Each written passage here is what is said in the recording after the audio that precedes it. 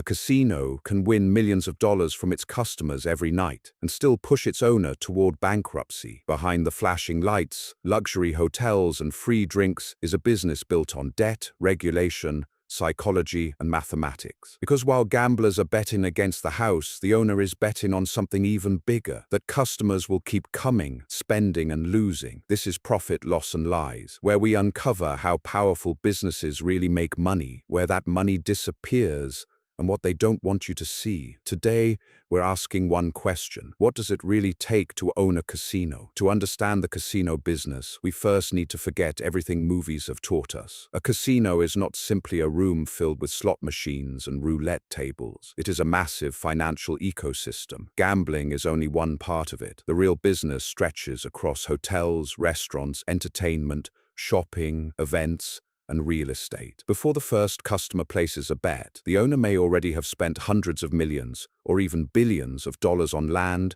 construction, and infrastructure. A serious casino resort needs far more than a gaming floor. It needs hotel rooms, kitchens, parking, roads, elevators, security systems, restaurants, and entertainment venues. Every one of those facilities must be paid for before the business has generated a single dollar. The owner begins with enormous costs and no guarantee that customers will arrive. The casino survives because its games are designed with a mathematical advantage. It does not need to win every individual bet. It needs probability to work across thousands of bets. That advantage is not a guarantee. One customer can win millions. A single weekend can go badly. But over time, the casino depends on volume, repetition, and probability. Slot machines are especially valuable because they can operate continuously, require relatively few employees, and produce predictable statistical results over a large number of plays. Table games create excitement and social interaction. They also create opportunities for large wagers, but they require dealers, supervisors, security, and constant monitoring. Casinos are carefully designed to keep customers inside. There are often no obvious clocks, and the lighting is controlled to make the outside world feel distant. The goal is not simply to make someone gamble. The goal is to make gambling feel like part of an exciting experience that customers want to continue. A modern casino earns money from hotel rooms, restaurants, bars, concerts, conferences, shopping, parking, spas, and nightlife. The entire property is designed to increase spending. A visitor may arrive for a concert, stay in a hotel,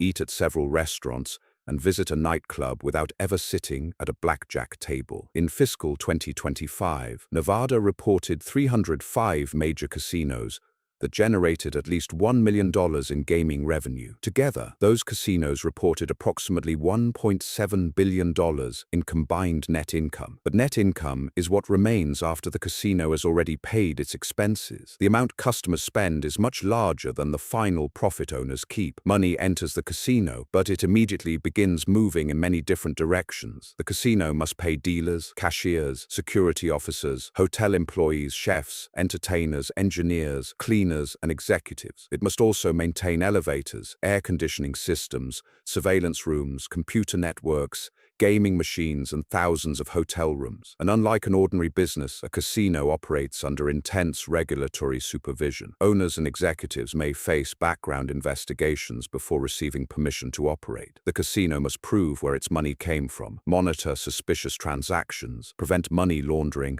and keep detailed records of gaming activity. A gaming license is not simply a permit to open a business. It is permission to operate under permanent scrutiny. Losing that license can destroy the entire investment. This creates one of the owner's biggest problems: fixed costs. The casino still has to pay many of its expenses even when customers disappear. Large resorts are often built with borrowed money. Debt allows owners to build enormous properties, but it also creates a monthly obligation that never stops. If revenue rises, debt can be manageable. If revenue falls, interest payments continue. A casino can be profitable on paper and still run out of cash. Some casino companies do not own the buildings they operate. They may lease properties from separate real estate companies and pay substantial rent. That means the casino operator does not keep every dollar generated by the property. Money may go to landlords, lenders, governments, suppliers, and employees before shareholders receive anything. Taxes create another major expense. Casinos may pay gaming taxes, property taxes,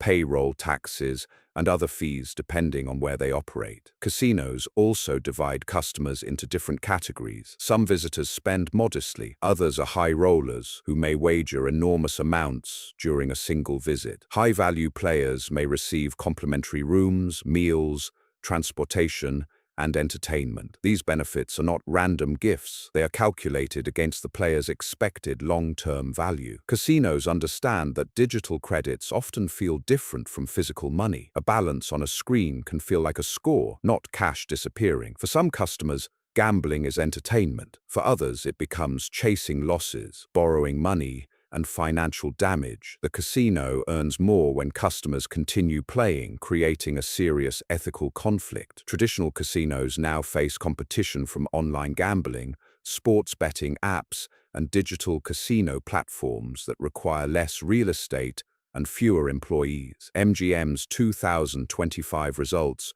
showed the enormous scale of the industry, with $4.6 billion in consolidated revenue during the fourth quarter alone. But revenue is not the same as profit. The casino may be designed so the house wins in the long run, but the owner is still gambling on tourism, debt, regulation, competition, and human behavior. A casino is not a money-printing machine. It is a highly regulated entertainment company wrapped around a mathematical advantage. The house may win against the gambler in the long run, but when it comes to owning the casino, the house can still lose. This was Profit, Loss, and Lies. Subscribe for the next investigation, because behind every fortune, there is a story of profit, loss, and sometimes a lie.